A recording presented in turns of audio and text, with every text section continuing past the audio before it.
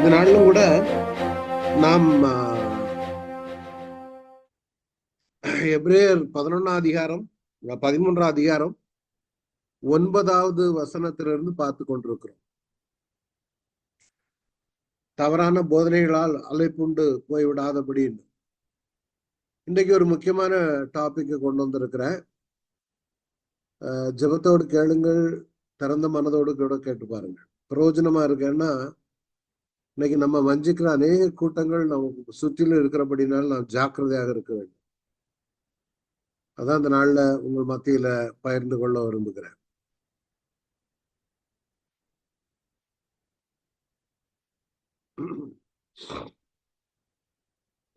ஓரண சேர்க்கை வேதம் என்ன சொல்லுகிறது,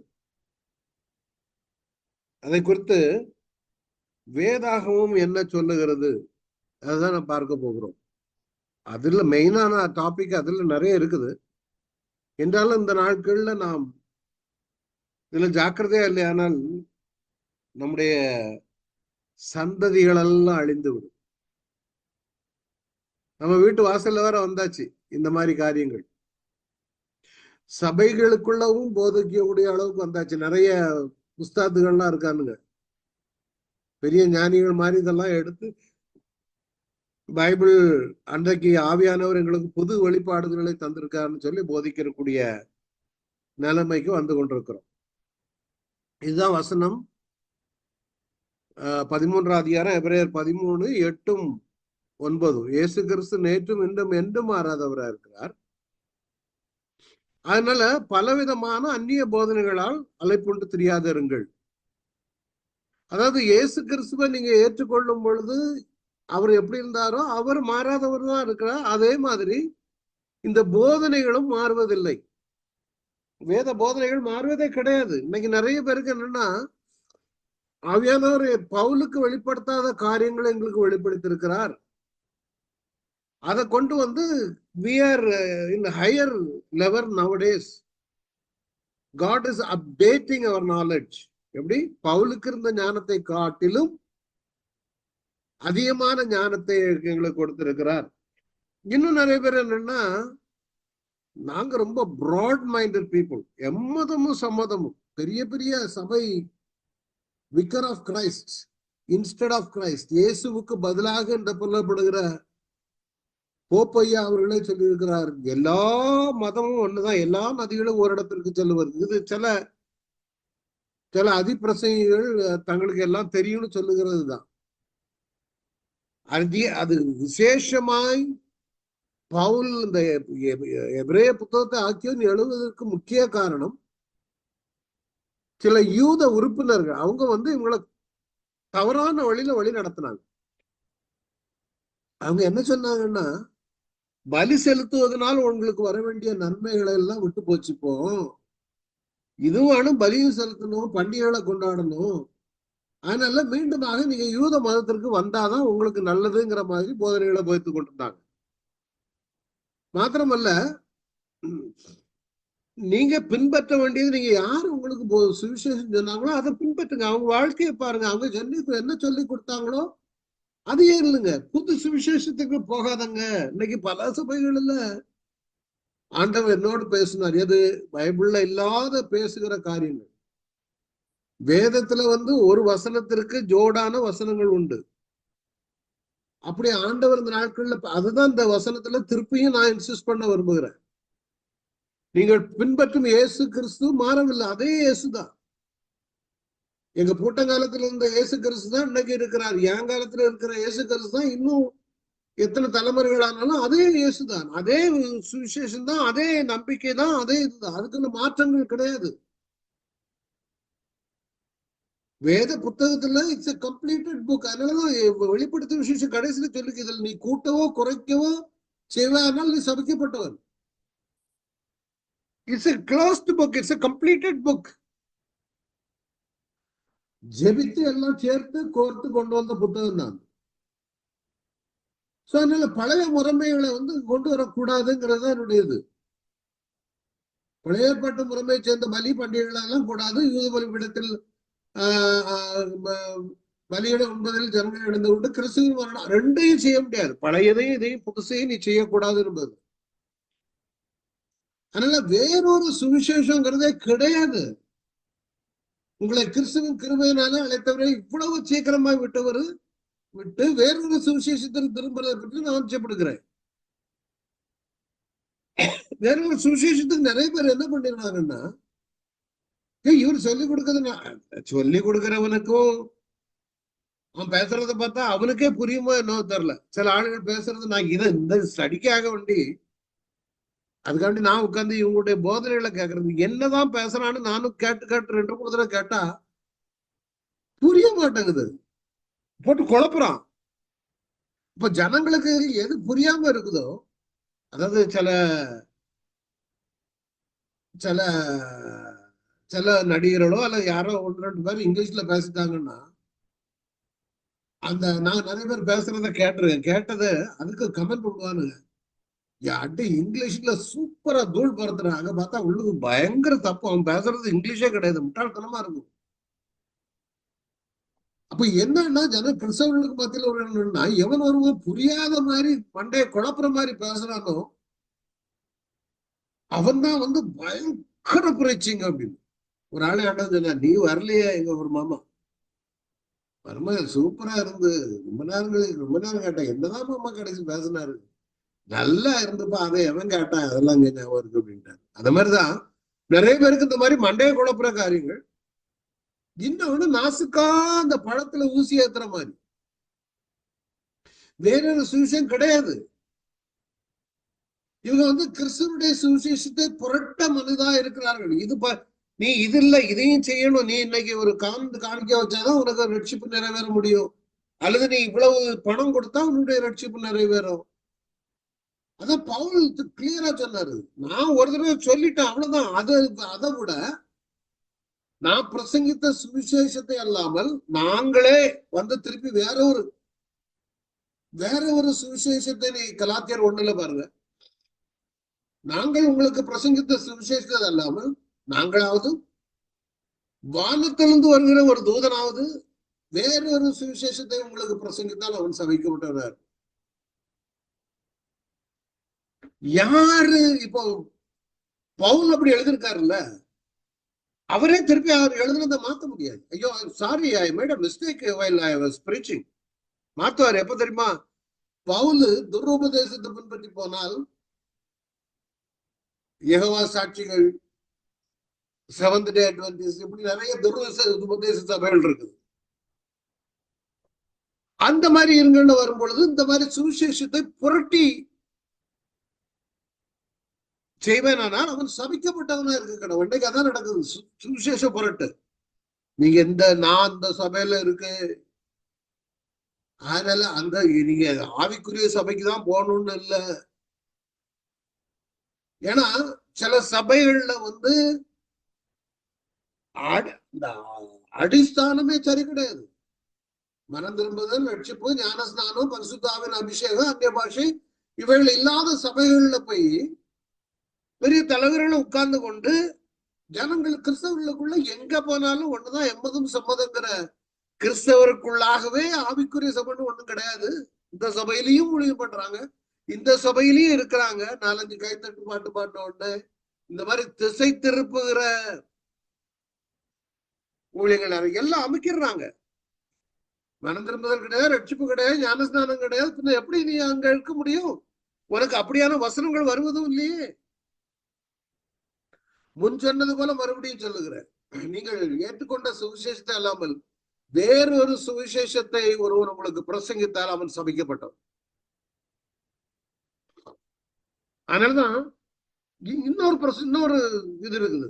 ரோமர் 3:23 சொல்லுது, எல்லாரும் பாவம் செய்து தேவ மகிமையற்றவர்களாகி. இந்த வசனத்தை கோட் பண்ணி சிலவங்க என்ன சொல்றாங்க தெரியுமா? இந்த மாதிரி ஆண்டவர் சொல்றாரு, எல்லாரும் பாவம் செய்து தேவ மகிமையற்றவர்களாகி விட்டார்கள். அதனால நீ பாவம் செய்யும் போது தேவனுடைய சித்தத்தை நிறைவேற்றுகிற, நீ பாவம் செய்து தேவ மகிமையற்ற உனக்கு வந்துச்சுன்னா தேவ வசனத்தை உன்னுடைய செய்கையின் மூலமா நிறைவேற்றுகிறபடினால கர்த்தர் உன்னில பிரியமா இருக்கு. எப்படி இருக்கு? உங்களுக்கே தலை சுத்துதா? எல்லாரும் பாவம் செய்து தேவர்களாகி அப்படின்னா பாவம் செய்கிற ஒருவன் என்ன சொல்லுவான்? வசனமே சொல்லிருக்கு எல்லாரும் தேவ மயமையற்றவர்களாகி, அதனால நானும் பாவம் செய்து தேவனுடைய வசனத்தை நிறைவேற்றி கொண்டிருக்கிறேன். இலவசமா அவருடைய கிருபையினாலே கிறிஸ்து இயேசுவுள்ள மீட்பை கொண்டு நீ நீதிமானாக்கப்படுகிறோம். அது கிடையாது, அது கொண்டு வர மாட்டான். ஜனங்களை குழப்புகிறதுக்கு எதுவான இந்த மாதிரி சில காரியங்கள். இப்ப தப்பு சரியா ஆண்டவருடைய வசனத்தை நிறைவேற்றுகிற கர்த்தர் உன்னை நேசிக்கிறார். God is so good that he will not destroy anyone. யாரையும் அவர் அழிப்பதில்லை. அவர் ரொம்ப நல்லவர். அவர் யாரையும் பாதாளத்தை கொண்டு போக மாட்டார். நம்ம அப்பா ரொம்ப நேசிக்கிறவர். எல்லாரும் பரலோகத்தை கொண்டு போயிடுவாரு. ஒரு ஒரு பயமுறுத்துதல் கிடையாது. இன்னொரு வசனம் சொல்லுது, துர்க்குணத்துல குழந்தைகளாயிருங்கள், புத்தியிலோ தேர்வு சேர்ந்தவர்களா இருங்கள். இவன் கேட்டாலும் சொல்லுவான் தெரியுமா? துர்க்குணத்துல நான் இப்ப துர்க்குணத்துலதான் இருக்கேன், குழந்தையா தான் இருக்கேன், அதனால தப்பு இல்லையே வசனம் சொல்லுது. இன்னும் வளர்ந்து வரும் பொழுது ஒருவேளை நான் தேர்ந்தவனா மாறுவேன். இப்படி ஜனங்களை மாறுபாடான போதனை. உங்களில் சிலர் எழும்பி சீஷர்களை தங்களுக்கு எடுத்துக் கொள்ளும்படி மாறுபாடானவர்களை போதிப்பார்கள் என்று அறிந்திருக்கிறேன். மாறுபாடான போதனைகள் அவருக்கு பயம் என்ன தெரியுமா? அதனாலதான் ஒவ்வொரு சபைகளிலும் மூப்பர்களை ஏற்படுத்தி விட்டு வந்தார். ஒவ்வொரு சபைகளிலும் அவர் மூப்பர்களை ஏற்படுத்த காரணம் என்னன்னா, மாறுபாடான உபதேசம் சபைகளுக்குள்ள வந்துவிடக்கூடாது. ஆனபடியால் நான் 3 வருஷம் நான் இரவும் பகலும் கஷ்டப்பட்டு உங்களை ரட்சிப்புக்குள்ளாக நேரம் நடத்திருக்கிறேன். சபைகளில் அந்த ஒரு பயம் இல்லைன்னா தொலைஞ்சது. 3 வருஷம் பவுல் ஊழியம் செய்திருக்கிறார். கண்ணீரோடு ஊழியம் செய்துட்டு வரும்போது அவருக்கு பயம். நமக்கு பின்னால சுன்னத்துக்காரர்கள் அப்படின்னா யூதர்கள், நமக்கு பின்னால அவங்க நம்மளை தொந்தரவு பண்ண விட்டுறக்கூடாத. போன வாரம் சொன்னேன், there are abusers, உங்களுடைய மேல்வீனத்தை தங்களுக்கு சாதமாக பயன்படுத்துகிறவர்கள், there are ear ticklers, செவித்தளவுள்ள போதனை கொடுக்கிறவர்கள், ஃபால்ஸ் டீச்சிங். பவுல அதனாலதான் எபேசுல இவர் இது பண்ணும் பொழுது கிறிஸ்தவர்கள் யூதர்களால் தவறாக வழிநடத்தப்படுவார்கள் என்பதை பவுல் அறிஞ்சிருந்தார். அவர் பயம். பவுல் எபேசியில் பிரசங்கித்த போதிலும் திருச்சபைக்குள்ளேயும் வெளியிலிருந்து வந்த அந்த நகர மக்கள் தேவனுடைய வேலையை அழிக்க முயற்சிப்பார்கள் என்பதை அறிந்திருந்தார். பவுலுக்கு தெரியும், இப்படி விட்டு வந்தான்னா இந்த ஆடுகளை ஓநாய்கள் கொண்டு போய்விடும். அப்போ திருச்சபைகள்ல சாத்தானின் தாக்குதல்களை எதிர்கொண்டு வேண்டுமானால் மூப்பர்கள் விழிப்போடு இருக்கணும். அப்படின்னா என்னன்னா, போதனைகளில நல்ல தேர்ந்தவர். அதனால சபையில மூப்பர்களை ஏன் ஏற்படுத்துறாங்க? சும்மா சோறு விளம்பதுக்கோ நடக்கிறதுக்கோ கம்யூனியனுக்கு மாத்திரம் இல்ல, சபைகளுக்குள்ள தவறான. இப்ப நாங்கெல்லாம் முன்னாடி அங்க இருந்த சபையில மூப்பர்கள் இருப்போம், 7 பேரு. இந்த மூப்பர்கள் நாங்க எங்களுடைய உபதேசங்களை கேர்ஃபுல்லா இருப்போம். அதாவது சரியில்லை பிரதர், அந்த டீச்சிங் தவறானது போகக்கூடாது நம்ம. அப்புறம் யாராவது தவறான ஊழியர்களை சபைக்குள்ள கொண்டு வந்துடக்கூடாது. அவங்க உள்ளத தப்பான உபதேசத்தை கொண்டு வந்துருவான்.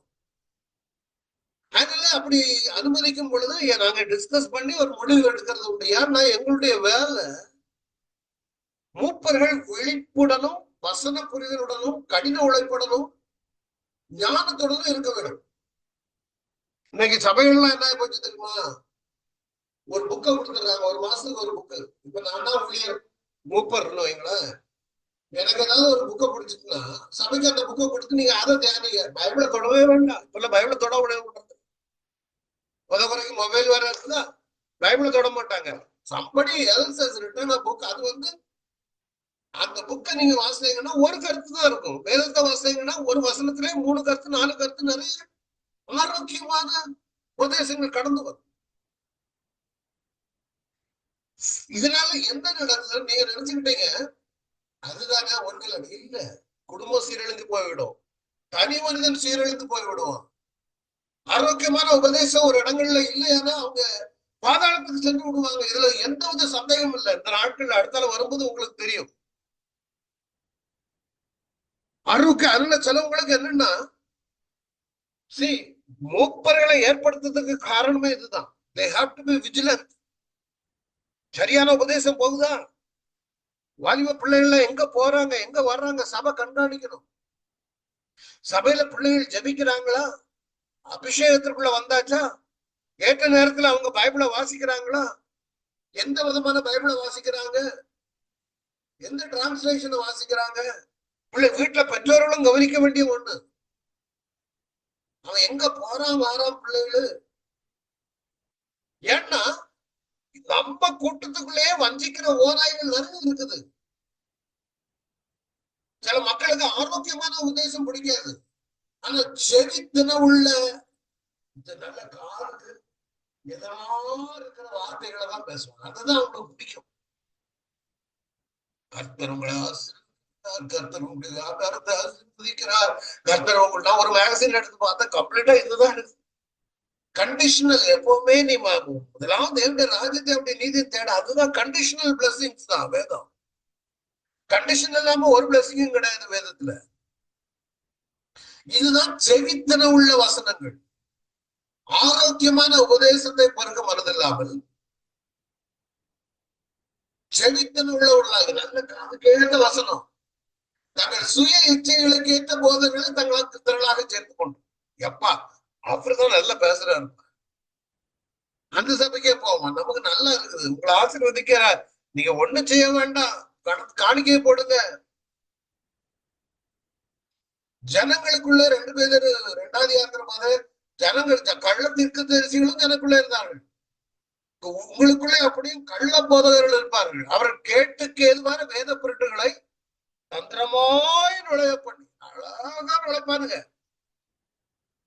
தங்களுக்கு கிரயமாய் கொண்ட ஆண்டவரை மறுதளித்து தங்களுக்கு தீவிரமான அழிவை வருவித்து இந்த கள்ள தீர்க்கதரிசி கள்ள போதகர்கள் எல்லாம் தந்திரமா கேட்டுக்கு ஏதுவான உள்ள கொண்டு வந்துருவோம். தந்திரமான வார்த்தை, பொருளாசையோடு தங்களுக்கு ஆதாயப்படுத்திக் கொள்வோம்.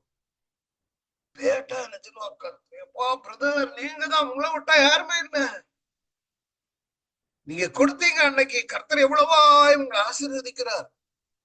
இன்னைக்கு அதான் நடக்குது. பைபிள் தவறு. இதுல முக்கியமான ஒரு காரியம் ஓரின பால் சேர்க்கை. ஓரின சேர்க்கைன்னு சொல்றது, ஆணும் கல்யாணம் பண்றது, பெண்ணும் கல்யாணம் பண்றது. இது சரியா தவறா? ஏன் இதை கொண்டு வரேன்னா, இன்னைக்கு சபைகளுக்குள்ள வந்தாச்சு. வேதாகமத்தை ஒழுங்கா படித்திருந்தாலும் சபைக்குள்ள வரவே முடியாது, நுழைய முடியாது. ஓரின பால் சேர்க்கை, ஆணும் கே மேரேஜ், லெஸ்பியன். அப்போ இதை குறித்து வேதம் என்ன சொல்லுகிறதுன்னு பார்ப்போம். ரோமர் 1ஆம் அதிகாரத்துல பாத்தீங்கன்னா, அவர்கள் தேவனை அறிந்தும் அவரை தேவன் என்று மகிமைப்படுத்தாமலும் ஸ்தோத்திரியாமலும் இருக்கிற ஒரு கூட்டம் இருக்காங்க. ஒளியானது உலகத்துல வந்திருந்த பிற்பாடு கூட, இயேசு உலகத்துல வந்திருந்தாலும் ஒளியை பார்க்கல இருளையே இந்த ஜனங்கள் விரும்புவாங்க. அதனாலதான் அவங்களுக்கு ஆக்கினை தெரியும். இவர்களுக்கு தேவனை தெரியும், நல்ல தெரியும். ஆனா அவருக்கு கீழ்ப்படிந்தால் சில காரியங்களை விட பாவத்துல இருந்து விலகி வரணும். அதனால சொல்லுதான் அவர்கள் தேவனை மகிமைப்படுத்தாம ஸ்தோத்திரியாம இருப்பாங்க. இப்படிப்பட்டவங்க தேவனை அறிந்தும் அவரை இக்னோர் பண்ணக்கூடியவங்க தங்களுடைய சிந்தனையில வீணர் ஆவார்கள்.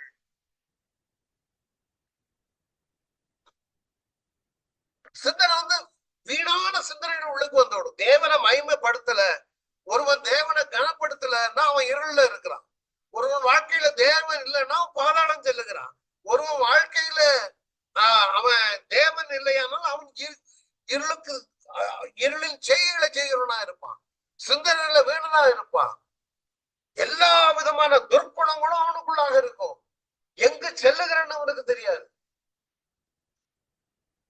அப்ப அவனுடைய இருதயம் உணர்வு இல்லாமல் இருக்கும். உணர்வே கிடையாது, இருள் அடைந்து போய். ஆனால் கேட்டா அப்படி பேசுவோம் தெரியுமா, ஞானி மாதிரி விட்டா யாரும் கிடையாது. அவர்கள் தங்களை ஞானிகள் என்று சொல்லியும் பைத்தியக்காரராகி,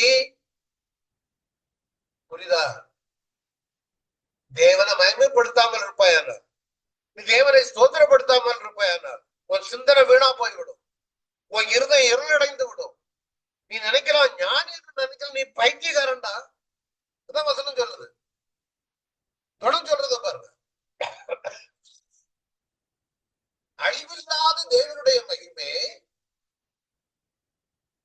அழிவுள்ள மனுஷர்கள், பறவைகள், மிருகங்கள், ஊரும் பிராணிகள் ஆகிய இவருடைய ரூபங்களுக்கு ஒப்பாக மாற்றினார். தேவனுடைய அழிவில்லாத மகிமை, நேற்றும் என்றும் மாறாத மகிமை. அது போய் மிருகத்தையும் ஆட்டையும் ரோட்ல நின்று கும்பிடுறான் மனுஷன். மிருகம், ஊரும் பிராணி இவைகளுக்கு ஒப்பாக மாற்றினார்கள். தேவனுடைய மகிமையை புல்லை தின்கிற மாட்டின் சாயலாக மாற்றினார்கள். சங்கீதம் 106:20 சொல்லு. உபாகமம் 5ஆம் அதிகாரத்துல பாத்தீங்கன்னா, மேலே வானத்திலும் கீழே பூமியிலும் பூமியின் கீழ் தண்ணீரிலும் உண்டாக்குறவர்களுக்கு ஒப்பான ஒரு சுரூபத்தையான யாதொரு விக்கிரகத்தான நீ உனக்கு உண்டாக்க வேண்டாம், நமஸ்கரிக்க வேண்டாம். யாத்திராமம் 20 அதான் சொல்லிருக்கு. இந்த தேவ மகிமையற்றவன், தேவனை ஸ்தோத்திரிக்காதவன், தேவனை துதிக்காதவன், சிந்தனையில வீணானவன், இருளான சிந்தையுடையவன், அவன் தான் இந்த மாதிரி அழிவுள்ள பறவைகள், மிருகங்கள், பிராணிகள் இவைகளை ரூபங்களுக்கு ஒப்பாக மாற்றினார்கள். அடுத்தது இது நிமித்தம் இதனால நடக்கிறது என்ன தெரியுமா, தங்கள் இருதயத்தில் உள்ள இச்சைகளினாலே ஒருவரோடு ஒருவர் தங்கள் சரீரங்களை அவமானப்படுத்தத்தக்கதாக தேவன் அவர்களை அசுத்தத்திற்கு ஒப்புக்கொடுத்தார். ஏன் இவங்க சிந்தனை அப்படி இருந்துச்சு, தேவனுடைய மகிமையை மாற்றி விட்டாங்க. ஆண்டவர் என்ன செய்ய, நீ ஆடையுமா கும்பிடுத, அப்ப நீ ஆடு மாடு மாதிரி நிறுத்தணும். அவங்க இச்சைகள் ஒருவரோடு தங்கள் சரீரத்தை அவமானப்படுத்தத்தக்க அசுத்தத்திற்கு ஒப்புக்கொடுத்தார். இன்னைக்கு உலகம் முழுவதும் அதான் நடந்துகிட்டு இருக்குது. ஓரின பால் சேர்க்கை, ஓரின சேர்க்கை. அந்த மாதிரி ஆணுங்களை தேவனை மகிமைப்படுத்த யாரு? கிறிஸ்தவ சர்க்கிள்ல, வேறங்க இல்ல, கிறிஸ்தவ சர்க்கிள்ல தேவனுடைய சத்தியத்தை அவர்கள் பொய்யாக மாற்றி சிருஷ்டிகரை தொழுது சேவியாமல் சிருஷ்டியை தொழுது சேவித்தார். அவர் சிருஷ்டிக்கப்பட்ட பொருட்கள், அதுக்கு கொடுக்கிற மரியாதை தேவனுக்கு கொடுப்பதற்கு. ரோமர்ல 1ஆம் அதிகாரத்துல வாசிக்கிட்டு இருக்கு 21-22. நீங்க பாத்தீங்கன்னா, அதனாலதான் இன்னைக்கு மனுஷர்கள் தற்பிரியரும், பணப்பிரியரும், வீம்புக்காரரும், அகந்த உள்ளவர்களும், தூசிக்கிறவர்களும், தாய் தாப்பன்மார்க்கு கீழ்ப்படியாதவர்களும், நன்றி அறியாதவர்களும், பரிசுத்தம் இல்லாதவர்களும். 2 தீமோத்தேயு 3 உங்க பிள்ளைகளுக்கு நீங்க வளரும் போதே தெய்வ பயத்தை வீட்டுக்குள்ள ஊட்டல. ஆலயம் ஒழுங்கா போகணும், பிள்ளைகளுக்கு கற்றுக் கொடுக்கவில்லையான. பிள்ளைகள் பைபிள் வாசிக்கிறாங்களா இல்லையான்னு நீங்க பார்க்கவில்லையா? பைபிள் வாங்கி கொடுக்குறீங்களா இல்லையா அதை பார்க்கணும். முதல்ல பர்த்டேக்கு ட்ரெஸ் எல்லாம் வாங்கி கொடுப்பீங்க, ஆனா ஒரு நாள் வரும் இப்படி தங்களுடைய சரீரங்களை அவமானப்படுத்தத்தக்கதாக அசுத்தத்திற்கு ஒப்பு கொடுக்க வேண்டிய சூழ்நிலை பிள்ளைகளுக்கு வந்துடக்கூடாது. உன் பிள்ளை எங்க போறான் மாறான்,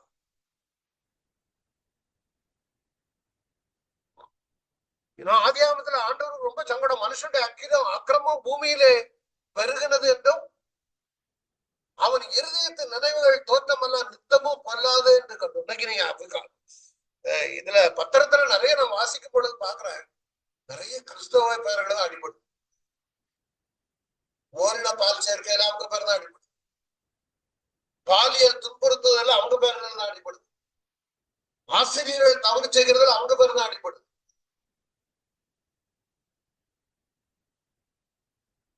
ஏன் தெய்வ பயம் இல்ல, தேவனை சோதரிக்கல, தேவனை மயமப்படுத்தல. நீங்களும் உங்க குடும்பமும் யோசுவா சொல்லுது போல, நானும் அந்த வீட்டாரம்பம் கர்த்தரையே செய்வோம் அப்படின்னா, உங்க வீடு முழுவதும் ஜெபமும் வேத வாசிப்பும் கர்த்தருக்கு பயப்படுகிற பயமும் ஞாயிற்றுக்கிழமையான ஆலயத்துக்கு போவதும் பிள்ளைகள் வாசிக்கிற பைபிளை வாசிக்கிறீங்களா நீங்க பாக்குறீங்களா, செக் பண்றீங்களா? இல்லை. ஆனால் அந்த பிள்ளைகள் சிருஷ்டிகரை மறந்துட்டு சிருஷ்டியை தொழுது கொண்டு இருப்பாங்க. எவன் பின்னாலும் போய்கிட்டு இருப்பான், எவன் பின்னாலும் போவாங்க. அவரை மகிமைப்படுத்துறியா இல்லையா நீ? இல்லைன்னா கஷ்டம். அதனாலதான் இது நிமித்தம் தேவன் அவர்களை இழிவான இச்சை ரோகங்களுக்கு ஒப்பு கொடுத்தார். இழிவான இச்சை ரோகம்ன்றது அசிங்கமா, கீழ்த்தரமா, மிருகத்தை மாதிரி. மிருகம் தான் நடு ரோட்ல புணர்ந்து கொண்டிருக்கும். இன்னைக்கு அப்படிதான் ஆணும் பெண்ணு இருந்து கொண்டிருக்கிறாங்க. ஆணும் வாழ்ந்து கொண்டிருக்கிறாங்க. அதன்படி அந்தபடியே அவருடைய பெண்கள் சுவாப அனுபவத்தை சுவாபத்துக்கு விரோதமான அனுபவமாக மாறினார். ஆணும் பெண்ணுதான், ஆணும் கிடையாது, பெண்ணும் பெண்ணும் கிடையாது. ஏன் அங்க தொடங்குது தெய்வ பயம். புரியுதுங்களா? அதனாலதான் ஆண்களும் பெண்களை சோபப்படி அனுபவம் ஒருவர் மேல் ஒருவர் விரகதாபத்தினாலே பொங்கி, ஆணும் பெண்ணும் ஆணோடைய ஆண் பெண்ணோடு ஆணோடைய ஆண் அவலட்சணமானதை நடப்பித்து தங்கள் தப்பிதத்திற்கு தகுதியான பலனை தங்களுக்குள் அடைந்தார்கள். இன்னைக்கு பார்க்க பெரிய பெரிய பெரிய சர்ச்சஸ்ல ஆம்பளை கல்யாணம் பண்ணி வைக்கிறான் pastor, approved by the government. அப்ப இதனால சமுதாயம் என்ன ஆகும்? ஏன் நடக்குது? கல்யாணம் நடத்தி வைக்கிறவங்க பைபிள ஒழுங்கா வாசிக்கல, கல்யாணத்துக்கு போகிற ஆணும் பைபிள ஒழுங்கா வாசிக்கல. இவன் மாம்ச இச்சைகளுக்கு அடிமையா இருக்கிறபடினால, இந்த மிருக வாழ்க்கை வாழ்கிறபடினால, தங்கள் வீணரா இருக்கிறபடினால, அவருடைய இருளா இருக்கிறதுனால ஆணோட ஆண் அவலட்சணத்தை நடப்பிச்சுட்டு இருக்கான், பெண்ணோட பெண் தவறான வழியில சென்று கொண்டிருக்கிறாங்க. இதுல வேற போட்டோ வேற. தேவனை அறிவை பற்றி கொண்டிருக்க அவர்களுக்கு மனதில்லாத இருந்தபடியால் தகாதவைகளை செய்யும்படி தேவனை அவர்களை கேடான சிந்தனைக்கு ஒப்புக் கொடுக்க. பாத்துருங்க.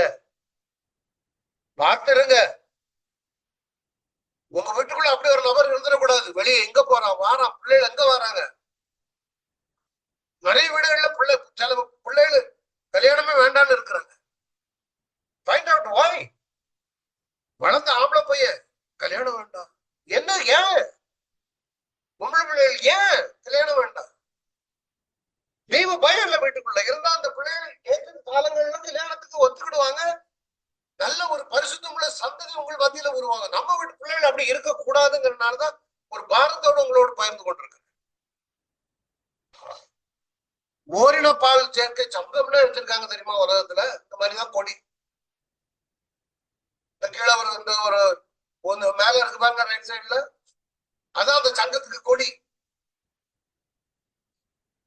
எல்ஜிபிடி பாருங்க, எல்ஜிபிடினா இருக்கு பாருங்க, கீழே பாருங்க அந்த குரூப் எவ்வளவு கூட்டம் இருக்கு. It is an abbreviation for lesbian, gay, bisexual, transgender. லெஸ்பியன்னா பெண்ணோடு பெண், கேன்னா ஆணோடு ஆண், பைசெக்சுவல்னா எங்கேயும் போற, ஆணுகிட்டையும் போறது பொண்ணுகிட்டையும் போறது.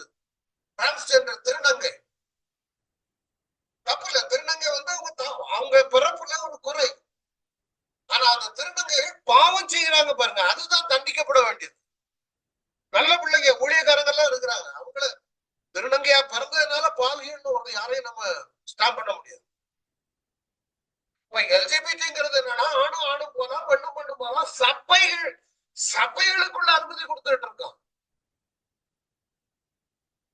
அவன் விருப்பம், யாரும் இதுல தடை சொல்லக்கூடாது. ஆணோட ஆண் போட்டு பெண்ணோட பொண்ணு போட்டு எப்படியும் வாழலாம். அரசாங்கம் உன்னுடைய தனிப்பட்ட மனிதனுடைய உரிமையில தலையிடக்கூடாதுன்னு அரசாங்கம் சொல்லுது, வேதம் சொல்லுது. இது தேவனோட அனுமதிக்கிறான், நீ செய்யாத. எவன் கேக்குறான்? எவன் கேக்குறாங்க? இன்னைக்கு செப்டம்பர் 2024, நம்ம இப்ப செப்டம்பர்ல இருக்கோம். 36 நாடுகள்ல சேம் செக்ஸ் மேரேஜஸ் லீகல். கல்யாணம் ஆணும் பெண்ணு கல்யாணம் பண்ணது லீகல், தவறு இல்ல. Netherlands, Thailand, Greece, Taiwan, Mexico, Belgium, they can adopt children. குழந்தைகளே அடாப்ட் பண்ணலாமா? பெல்ஜியத்தை பாருங்க, and allow same sex couples to adopt children. Spain 2009 எப்போ அப்பவே ஆரம்பிச்சாச்சு. South Africa, Norway, Sweden, India வரல. ஆனா இன்னைக்கு காலையில தினகரன் பத்திரிகையில ஒரு நியூஸ் வந்துச்சு. புதுடெல்லி செப்டம்பர் 13 இன்னைக்கு உள்ள நியூஸ் பேப்பர். இத நான் அடுத்த பக்கத்துல போடுறேன். இதை சின்ன எழுத்தா இருக்கனால உங்களுக்கு பாஸ்டா வாசிக்க முடியாது. தேசிய மருத்துவ ஆணையம் அறிவிப்பு, இதுல போட்டிருக்க பாரு. ஓரின சேர்க்கை இனிமேல் பாலியல் குற்றம் இல்லை இந்தியாவுல. நம்ம இருக்கிற இந்தியா ஓரின சேர்க்கை, லெஸ்பியன், ஆணும் பெண்ணும் இன்மேல் இயற்கைக்கு மாறான பாலியல் குற்றம் இல்லை என்று வழிகாட்டு நெறிமுறைகளை தேசிய மருத்துவ ஆணையம் திருத்தி வெளியிட்டுள்ளது. இப்ப சட்டம் கொண்டு வந்தாச்சு, அது தவறு இல்லைன்னு. அடுத்தால கேட்பான், கல்யாணம் பண்றதுக்கு என்ன இருக்குது? இப்ப நாங்க கல்யாணம் பண்ணலாமே.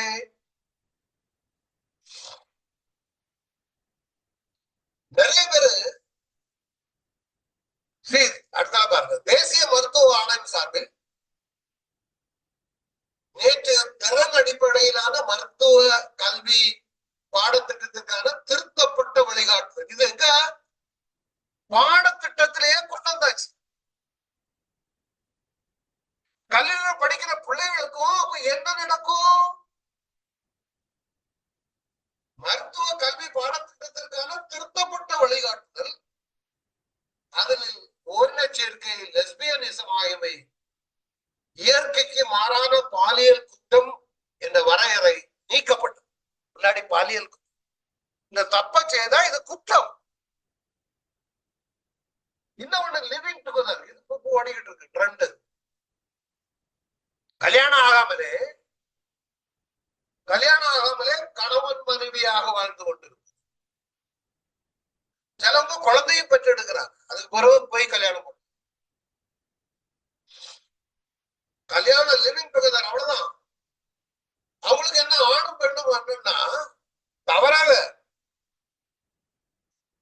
தவறான செக்ஸ் வச்சிருந்தாலும் கூட அவங்களுடைய ஆர்குமெண்ட் என்ன தெரியுமா? நீங்க ஆணும் பொண்ணு கை கொடுக்கலையா, ஷேக்கன் பண்ணலையா? அதே மாதிரிதான் இல்லீகல் ரிலேஷன்ஷிப். அதுல இல்லீகல் கிடையாது, அதுல சரீரம் படுது, ஒண்ணுக்கு ஒண்ணு படுது, அவ்வளவுதான். அதுல தப்பு கிடையாது. எப்படி இருக்கும் போதுல ஆணும் பெண்ணு கை கொடுக்கலையா? அதே மாதிரிதான் இந்த மாதிரி பாலியல் செயல்பாடு அப்படிங்கிறான். அது தப்பு இல்ல. இப்போ இந்த குற்றம் நீக்கியாச்சா? இப்போ இனி அப்ப இந்தியாவில என்ன நடக்கும்? இனி அதனால உங்க வீட்டு பிள்ளைகளும் என் வீட்டு பிள்ளைகளும் இதுல பட்டு விடக்கூடாது. அதுல நீங்க கரெக்டா இருக்கணும். அதனால சபை நல்ல சபையா இருக்கணும். அதான் போன வாரத்துல இருந்தே அடிச்சுக்கிட்டு இருக்கு. நல்ல ஒரு மூப்பர்கள் நிறைந்த சபையா இருக்கணும். அவங்க கண்காணிக்கணும்.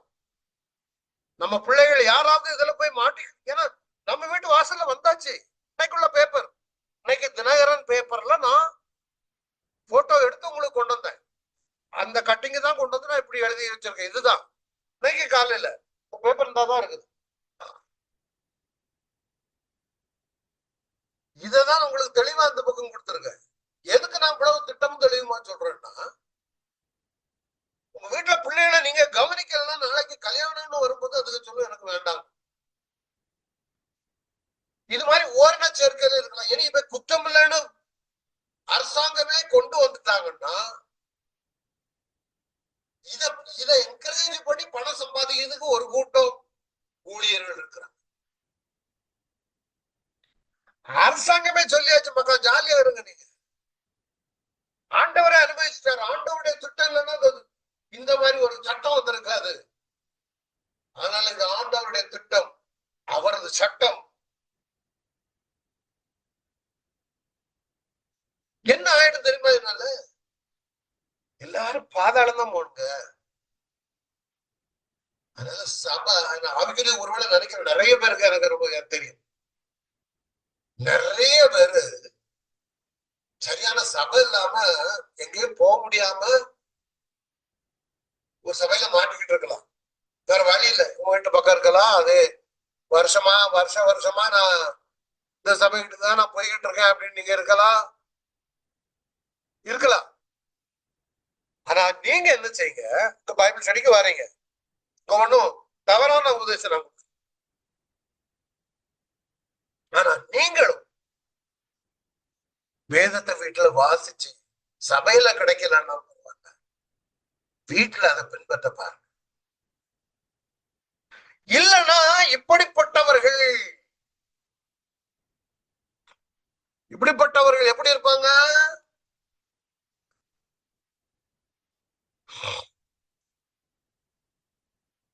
எப்படிப்பட்டவர்களே ஒரு லட்சம். இதே ரோமர்ல என்ன சொல்லுதுன்னா, ஆணோட ஆண் பெண்ணோட பெண்ணை நடப்பிக்கிறவங்க எப்படி இருப்பாங்கன்னா, சரி மாம்ச இப்படிப்பட்ட ஜனங்கள் சகலவித அநியாயத்தினாலும் அவனிங்க வேசித்தனத்தினாலும் துரோகத்தினாலும் பொருளாசையினாலும் குரோதத்தினாலும் நிறையப்பட்டு பொறாமை, கொலை, வாக்குவாதம், வஞ்சகம், வன்மத்தினாலும் நிறைந்தவர்களுமாய், புறங்குகிறவர்களுமாய், அவதூறு பண்ணுகிறவர்களுமாய், தேவ பகைஞருமாய், துராகிரதம் பண்ணுகிறவர்களுமாய், அகந்தையுள்ளவர்களுமாய், வீம்புக்காரருமாய், பொல்லாதவர்களை யோசிக்கிறவர்களுமாய், பெற்றோருக்கு கீழ்ப்படியாதவர்களுமாய், உணர்வில்லாதவர்களுமாய், உடன்படிக்கையை மீறுகிறவர்களுமாய், சுவாப அன்பில்லாதவர்களுமாய், இணங்காதவர்களுமாய், இரக்கமில்லாதவர்களுமாய் இருக்கிறார். 23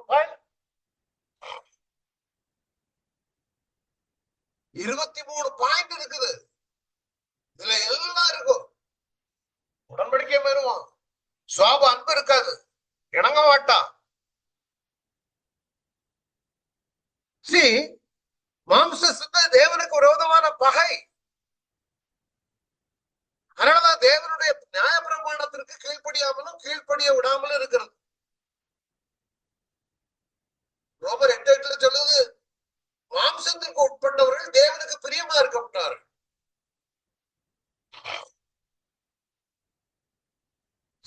நீதிமொழிகள் 8ஆம் அதிகாரம் 36ஆம் வசனம். இங்க பாருங்க, திருப்பி இந்த லிஸ்ட காட்ட விரும்புது. இந்த லிஸ்ட ஒரு தடவை கொஞ்சம் ஸ்லோவா பார்ப்போம்.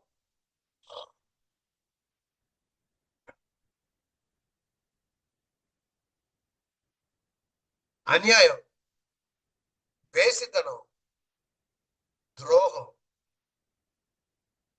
இதெல்லாம் இருக்கக்கூடாது. அப்படி வச்சு பார்ப்போமே.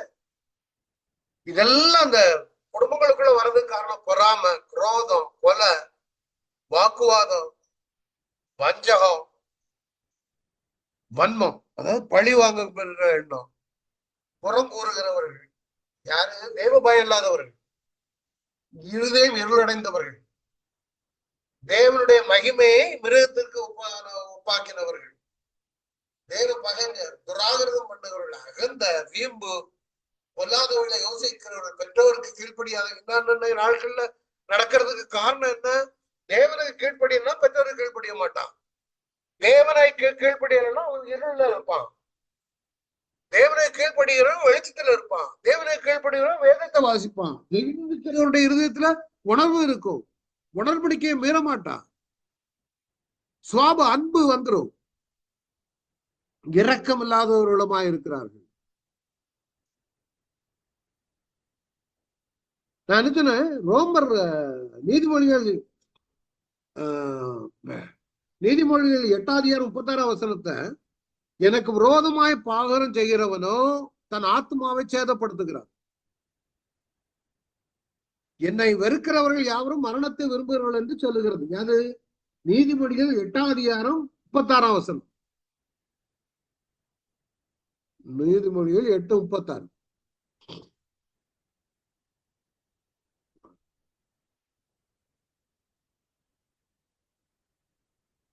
ஓகே.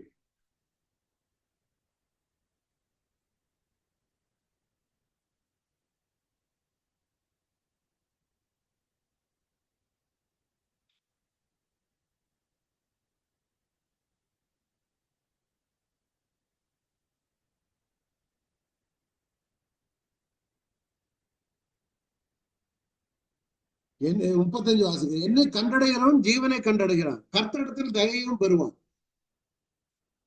எனக்கு விரோதமாய் பாவம் செய்கிறவனும் தன் ஆத்மாவை சேதப்படுத்துகிறான். என்னை வெறுக்கிறவர்கள் யாரும் மரணத்தை விரும்புகிறவர்கள் என்று சொல்லுகிறது. நான் என்ன சொல்ல வரேன், அவரை வெறுத்தோம்னா நித்திய அக்கினிதான். அதனாலதான் 34 சொல்லி வாசிக்க பாருங்க. என் வாசற்படியில் நித்தம் ஒளித்திருந்து என் கதவு நிலையருகே காத்திருந்து எனக்கு செவி கொடுக்கிற மனுஷன் பாக்கியவான். அதுதான் நம்ம குடும்பங்கள்ல ஒவ்வொருத்தரும், நம்முடைய பிள்ளைகளும் பேர பிள்ளைகளும் செய்கிறாங்களா இல்லையான்னு கவனிக்க வேண்டியது உங்களுடைய. எனக்கு செவி கொடுங்கள், என் அழிவை காத்து நடக்கிறவர்கள் பாக்கியவான். நீங்கள் புத்தியை கேட்டு ஞானம் அடைங்கள், அதை விட்டு விலகாதிருங்கள். இதெல்லாம் கற்றுக் கொடுத்தா எப்படியாக ஒரு பிள்ளை கே மேரேஜ்ல போகும், அல்லது லெஸ்பியனா மாறும், அல்லது தவறான உறவு முறைகள்ல போகணும், அல்லது லிவிங் டுகெதர்ல போகணும். எனக்கு தெரிஞ்ச நிறைய இருக்கிறாங்க.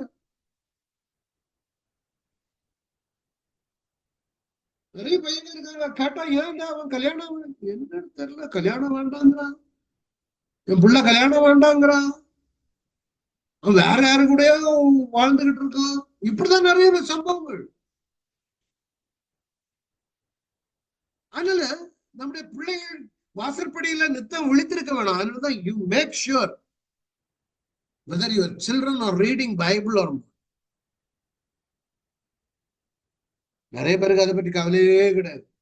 இங்க போயிடுவாங்க, பிள்ளைகளை எங்க சாப்பிட்டுதா இல்லையா, தூங்குதா இல்லையா, பைபிள் இல்லையா, ஜெபம் பண்ணியா இல்லையா. நான் பார்த்துட்டு தான் இருக்கேன். எல்லாம் எங்க போனாலும் ரொம்ப துக்கமான காரியங்கள். துக்கம் நிறைய இந்த மாதிரி இருக்குது. இதனால நடக்கிறது என்னன்னா வருங்காலத்துல, அப்ப ஒரு குடும்பத்தினுடைய வாழ்க்கையில முன்னேறணும்னா நீங்க சுபிட்சமா இருக்கணுமானா நீங்களும் பிள்ளைகளும் நல்ல ஒரு சபையில, நல்ல சபையில இல்லாட்டியும் கூட வீடுகள்ல அந்த பிள்ளைகளுக்கு போதிக்கணும். அவங்களுக்கு ஏற்ற போதனைகளை நீங்க கொடுக்கணும். அப்பதான் அந்த பிள்ளைகள் இப்படியான தவறான போதனைகளுக்கு தப்பித்துக் கொள்ள முடியும். அடுத்த வசனத்துக்கு வரும் காரியத்துக்கு.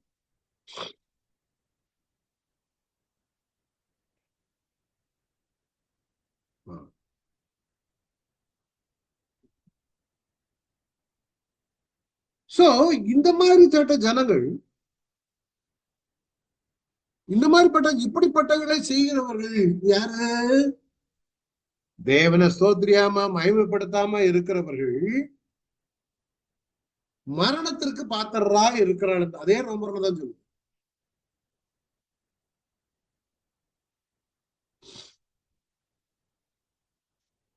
தேவன் தீர்மானித்த நீதியான தீர்ப்பை அவர்கள் அறிந்திருந்தும் அவைகளை தாங்களே செய்கிறதும் அல்லாமல் அவைகளை செய்கிற மற்றவர்களிடத்தில் பிரியப்படுகிறவருமா இருக்கிறார். நிறைய பேர் தப்பு செய்துட்டு அவங்ககிட்ட பிரியம் காட்டுறாங்க. நிறைய பேர் யாரு லிங்க் எங்க இருக்கு தெரியுமா? Cinema link. அவங்களுக்கு தெரியும் மரணத்துக்கு பாத்திரமா இருக்கிறாங்க. அத உபதேசிக்கிறவனும் செய்வான். தப்பா நடக்கிற அவங்கள்ட்ட நட்பும் பாராட்டும். அதனால சங்கீதத்துல சொல்றாரு, சங்கீதம் 50:18, நீ திருடனை காணும் போது அவனோடு ஒருமித்து போகிறாய், உபச்சாரனோடு உனக்கு பங்குண்டு. நிறைய பேருக்கு காணிக்க நிறைய வர்றதுங்கிறதுனால திருட்டு பணத்துல காணிக்க வரும், நிறைய சினிமதியில இருந்து காசு வருது. அதனால முன்னாடி போனவர ஒரு வசனம் காட்டு, துன்மார்க்கனுடைய பணம் நீதிமானுக்கு வந்து சேரும். அதாவது சாதமான ஒரு போதனை. சில ராஜாக்களை இந்த அந்த பழைய ஏற்பாட்டின் காலத்துல ஓசியா 7:3 பாருங்களேன். ஓசியா 7ஆம் அதிகாரம் 3ஆம் வசனம்.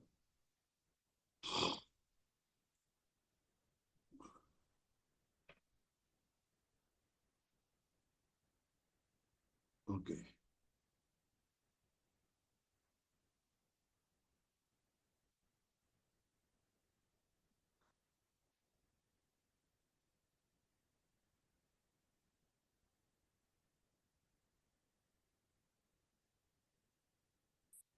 அவர்கள் ஆண்டவர் சொல்றார், அவர்கள் பொல்லாப்பையெல்லாம் நினைவில் வைத்திருக்கிறேன் என்று 2ஆம் வசனம்.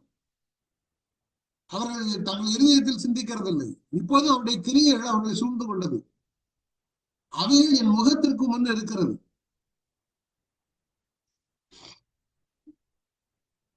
3ஆம் வசனம், ராஜாவை தங்கள் பொல்லாப்பினாலும் அதிபதிகளை தங்கள் பொய்களினாலும் சந்தோஷப்படுத்துகிறார்கள். அவர்கள் எல்லாரும் உபச்சாரக்கள்ளர், அப்பம் சுடுகிறவன் எரிக்கும் அடுப்பை போல இருக்கிறார்கள். அவன் மாவை பிசைந்தது முதல் அது உப்பி போக மட்டும் அனலை மூட்டாமல் ஓய்ந்திருக்கிறது. இவைகளெல்லாம் பொல்லாப்பான காரியங்களை போதிக்கும் தீர்க்கதரிசிகள். தவறான போதகங்கள் இன்னைக்கு ஓடிக்கிட்டு இருக்குது. இப்படிப்பட்டவர்களை செய்கிறவர்கள் மரணத்திற்கு பாத்திரமா இருக்கிறார். தேவன் தீர்மானித்த நீதியான தீர்ப்பை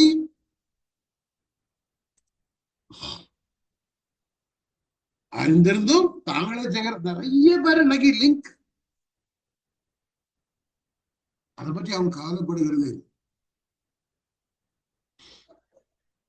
அதனாலதான் இப்படிப்பட்டவர்களின் நிமித்தமாக கீழ்ப்படியாமையின் பிள்ளைகளின் மேல் தேவ கோபாக்கினை வரும். ஒருவனும் உங்களை வீண் வார்த்தைகளாலே மோசம் போக்காதபடிக்கு எச்சரிக்க. ரொம்ப இதுல என்ன தெரியுமா, இதுல என்னன்னா நம்ம வசனத்துல சரியா இல்லைன்னா இவைகளெல்லாம் உங்களை ஏன் மோசம் பண்ணி. ஏன்னா இந்த மாதிரி ஆலயங்கள்ல போய் உட்கார்ந்த உடனே அவன் போதிப்பான். வீட்டுல பைபிள் வாசிப்பு கிடையாது, குடும்பத்திற்குள்ள பைபிள் வாசிப்போ தியானமோ கிடையாது. வெளியே எல்லாமே நீங்க பாக்குற வீடியோ எல்லாமே உங்களை ஆசீர்வதிக்கிறாரு, உங்களை உயர்த்துகிறாரு. டெய்லி காலையில நல்ல வசனங்களாகவே வரும். அதனால இந்த தெசலோனிக்க பெரியார் உள்ள ஜனங்கள் தெசலோனிக்கரை காட்டிலும் நற்குணசாலியாக இருந்தார்கள். காரியங்கள் இப்படி இருக்கிறதா என்று திறந்தோடு ஆராய்ந்து பார்த்தாங்க. பத்தியடா, இங்க யாரு ஆராய்ந்து பாக்குறா? உங்களுக்கு வசனம் தெரியாது. அதனால இந்த மாதிரி போற இடங்கள்ல வீண் வார்த்தைகளினாலே உங்களை மோசமாக்கிட்டு வாடுறது தப்பு இல்லை. ஆனா நம்மளும் வீடும் குடும்பமும் பாதாளத்தில் போய் நிற்க நேரிடும். அது சொல்றது, ஒருவனும் நயவசனத்தினாலே உங்களை அஞ்சியாத படிக்குது. நிறைய பேர் வஞ்சிச்சு இன்னைக்கு வஞ்சிக்கப்படுகிறான். நான் நிறைய தம்பிமாரெல்லாம் எனக்கு தெரியும். ஒரு தம்பியை சொல்லுவேன் இப்போ, இன்னும் கொஞ்சம் பிறகு ஏன்னா ஏதோ ஒரு சபை உண்டு, அந்த ஆளுங்க நல்லா இருந்த ஆளுங்க தொலைஞ்சிட்டான். இன்னொரு ஆளு நல்லா வளர்ந்து வந்த ஆளு இதே மாதிரிதான் தொலைஞ்சு போனான். தவறான சபை, சபை செல்லாமலே வீட்டுக்குள்ளே இருப்பது. அந்த சபை கூடுதல் எதுக்கு? அங்க மூப்பர்கள் இருக்கணும், அந்த மூப்பர்கள் வந்து கண்காணிக்கணும். அதனாலதான் லௌகீக ஞானத்தினாலும் மாயமான தந்திரம் உங்களை கொள்ள கொண்டு போறதுங்க ரொம்ப ஈஸிங்க. உங்களுக்கு எத்தால வசனம், செவித்திட உள்ள வார்த்தைகள்.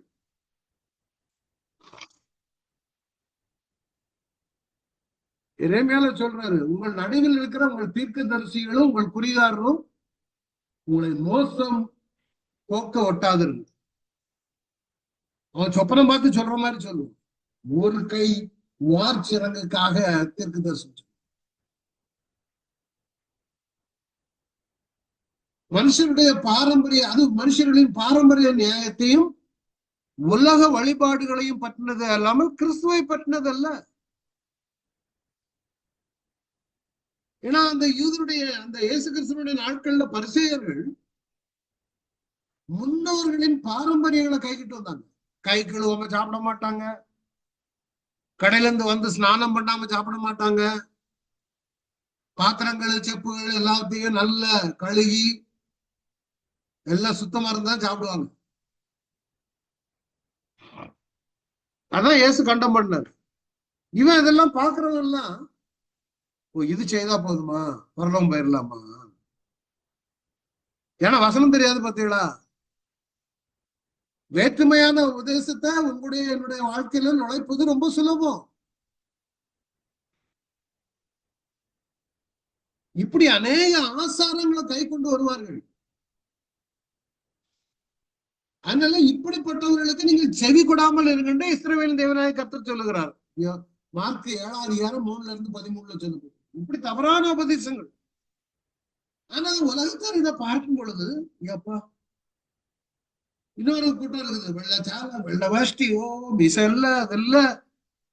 நினைப்பு என்ன தெரியுமா? அந்த கோயிலுக்கு போயிட்டா பரலோகம் போகணும். அந்த வீட்டுல வளரக்கூடிய பிள்ளைகள், அது இன்னொரு இருக்கு பாருங்க.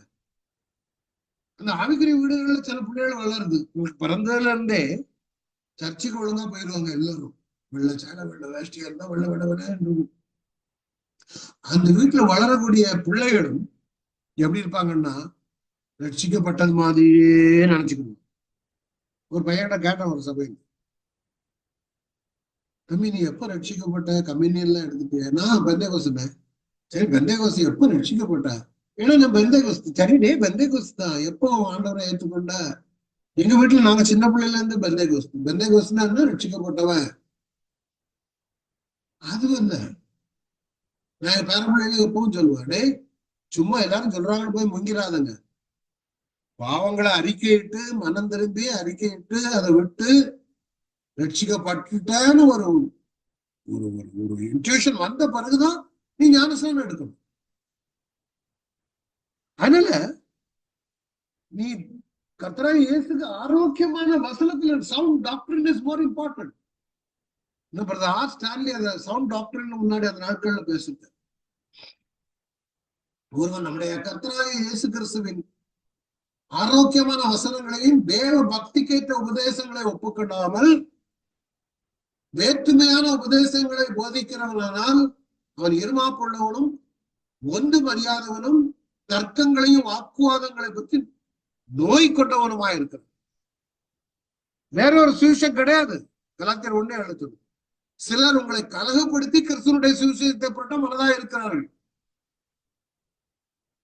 இந்த ஜனங்கள் இந்த மாதிரி தர்க்கங்களையும் நோய் கொண்ட மனுஷன், வேற்றுமையான உபதேசம். அதனாலதான் நடக்கிறது. ஆரோக்கியமான உபதேசம் இல்லைன்னா பொறாம, சண்டை, தூஷணம், பொல்லாத சம்சயம், கெட்ட சிந்தை, சத்தியம் இல்லாதவள், தேவ பக்தி ஆதாய தொழில் என்று எண்ணுகிறவள். இதுல இருந்து மாறுபாடான தர்க்கங்கள் பிறகு. இப்படிப்பட்டவர்களை விட்டு விலகு. அதனால பிரியமானவர்களே, உலகத்தில் அநேக கள்ளத்திற்கு தரிசி தோன்றி இருப்பதனால் நீங்கள் எல்லா ஆவிகளையும் நம்பாமல் அந்த ஆவிகள் தேவனால் உண்டானவைகளோ என்று சோதித்தறியும். எல்லாம் சேர்த்து இன்னொருத்தர வாசி. பிரியமானவர்கள் சேர்ந்து வாசிங்க. உலகத்தில் அநேக கள்ள தீர்க்கதரிசிகள் தோன்றியிருக்கு. நீங்கள் எல்லா ஆவிகளையும் நம்பாமல் அந்த ஆவிகள் தேவனால் உண்டானவைகளோ என்று சோதித்தறியும். உபாகமம் 13ஆம் அதிகாரத்துல சொல்றாரு, காட்ட டைம் இல்லை. உங்களுக்குள்ள ஒரு தீர்க்கதரிசியோ சொப்பனக்காரனோ இருந்து நீங்கள் அறியாத வேற தேவர்களை பின்பற்றும்படியாக உங்களை தூண்டுனாங்கண்ணா, வாங்க. அவன் அடையாளத்தையும் அற்புதத்தையும் காட்டினாலும், அவன் சொன்ன அடையாளமும் அற்புதங்களும் நடந்தாலும், அந்த தீர்க்கதரிசியும் சொப்பனக்காரனும் சொல்ற விட கேட்டு கேளாது இருப்பார்.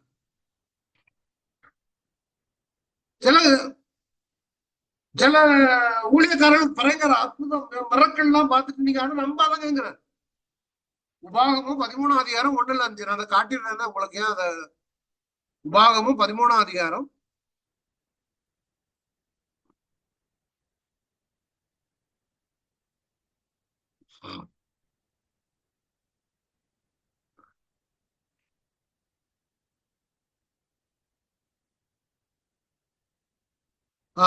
உங்களுக்குள்ள தீர்க்கதரிசியோ சொப்பனக்காரனை எழும்பி வேற தேவர்களை பின்பற்றி அவர்களை சேவிப்போம் வாருங்கள் என்று சொல்லி ஒரு அடையாளத்தையும் அற்புதத்தையும் காண்பிட்டேன் குறிப்பாய் சொன்னாலும், அவன் சொன்ன அடையாளமும் அற்புதம் நடந்தாலும் அந்த தீர்க்கதரிசியாலும் சொப்பனக்காரனாலும் சொல்லுகிறவனே கேளாங்க. மிரக்கல் நடக்கலாம், தவறான உபதேசம், வேற உபதேசம்னு சொன்னா தெம்பாக. உங்கள் தேவனாய கர்த்தரிடத்தில் நீங்கள் முழு இருதயத்தோடும் முழு ஆத்மாவோடும் அன்புகிறீர்களோ இல்லையா என்று அறிப்படிக்கு உங்கள் தேவனாய கர்த்தர் உங்களை சோதிக்கிறார். புரியுதுங்களா? அதனால நீங்க பார்க்க வேண்டியது பிரியமானவர்களை, பல விதமான அந்நிய போதனைகளால் அலை கொண்டு தெரியாது.